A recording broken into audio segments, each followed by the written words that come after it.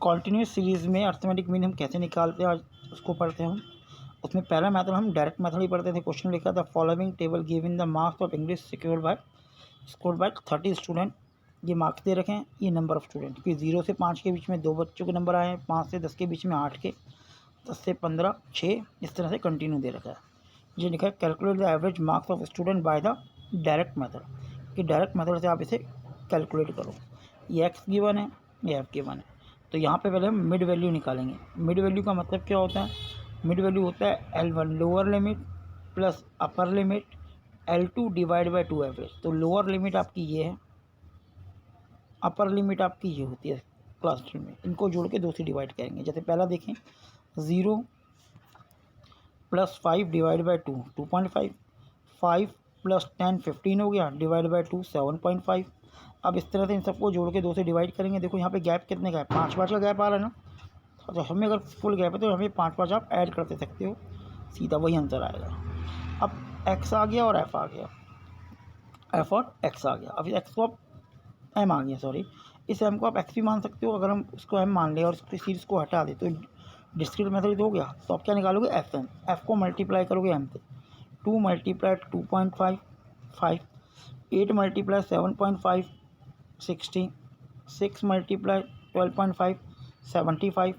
तो इस तरह इन सबको मल्टीप्लाई करके इनको जोड़ेंगे तो समेशन ऑफ एफ एम आएगा और ये समेशन ऑफ एफ हो गया।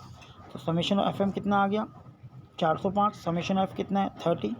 इसको डिवाइड किया तो 13.5 पर। तो इस तरह से कॉन्टिन्यूस सीरीज में डायरेक्ट मेथड का हमारा formula summation of F M divide by summation of F होता है। जैसे कि डिस्क्रीट में एफ एक्स था तो एक्स के एम आ गया। अब कॉन्टिन्यूस सीरीज में ही शॉर्टकट मेथड से एवरेज कैसे निकालते हैं हम उसको चेक करते हैं।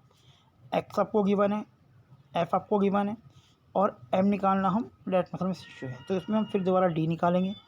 डी का फॉर्मूला एम माइनस ए हो जाएगा, जैसे कि उसमें एक्स माइनस ए था।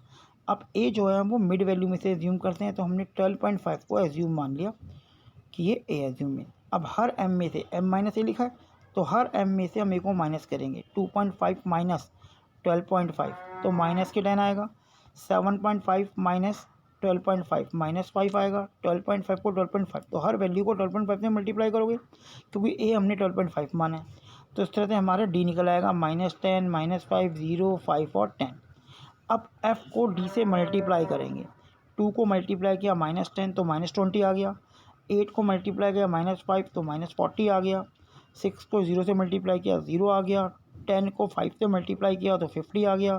4 को 10 से मल्टीप्लाई किया तो 40 आ गया। अब इनको जोड़ा तो -60 हो गया, इनको जोड़ा तो 90।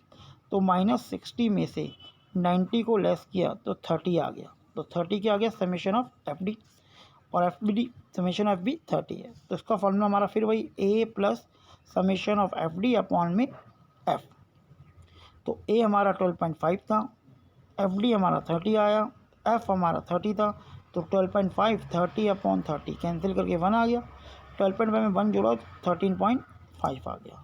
तो एवरेज मीन आ गया 13.5। तो इस तरह से कॉन्टिन्यूस सीरीज में शॉर्टकट मेथड में हम ये फॉर्मूला अप्लाई करते हैं और मीन को ऐसे निकालते हैं। देखो जो सेम आएगा जैसा कि डायरेक्ट मेथड में आया। अब स्टेप डेविएशन मेथड में अर्थमेटिक मीन कैसे निकालते हैं कॉन्टिन्यूस सीरीज में? देखो एक्स वही रहता है, एफ वही रहता है, एम निकालना हमें पता लग गया, डी निकालना हमें पता लग गया। अब उसमें हम डी डैश निकालते हैं। डी डैश क्या होता है? सेम जैसे कि हमने डिस्क्रीट सीरीज में सीखा था कि डी में ऐसी वैल्यू जो सबसे पूरी डिवाइड होती है। यहाँ ऐसी वैल्यू 5 आ रही है, 5 से सारी वैल्यू डिवाइड हो सकती है विदाउट पॉइंट। तो सी हमने 5 मान लिया और डी को जो डी निकला है उसे 5 से डिवाइड कर दिया। जैसे 10 - 5 -10 डिवाइड बाई 5 -2 -5 डिवाइड बाई 5 -1, ये आ गया 1 2। फिर अब डी डैश को एफ से मल्टीप्लाई कर दिया तो एफ डी डैश निकलेगा। 2 मल्टीप्लाई -2 -4, 8 मल्टीप्लाई -1 -8, 6 मल्टीप्लाई 0 0, 10 मल्टीप्लाई 1 10। तब इसको जोड़ेंगे तो ये माइनस के 12 आएगा और ये प्लस के 18 आएगा। तो -12 में से प्लस के 18 लेस करोगे तो 6 आ जाएगा।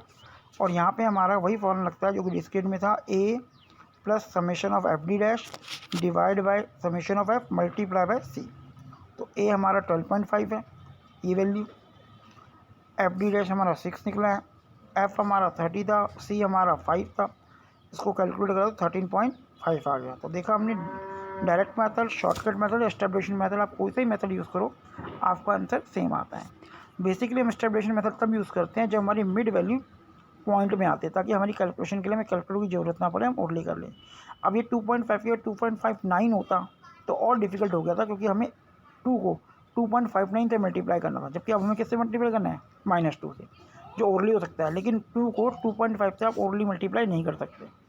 तो इस तरह से हमने देखा कि कॉन्टिन्यूस सीरीज में मीन को डायरेक्ट, शॉर्टकट और एस्टेब्लिशन मेथड से कैसे कैलकुलेट करते हैं।